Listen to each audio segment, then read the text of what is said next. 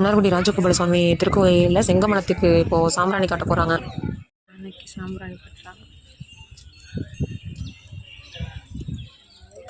செங்கமலம் இப்போ வந்து பொரி சாப்பிட போகுது. பொரி சாப்பிடுறது யானை அழகாக கைட்டு வாங்கி சாப்பிட்ற மாதிரி சாப்பிடுறது பெருமா கை கொட்டுறாங்க.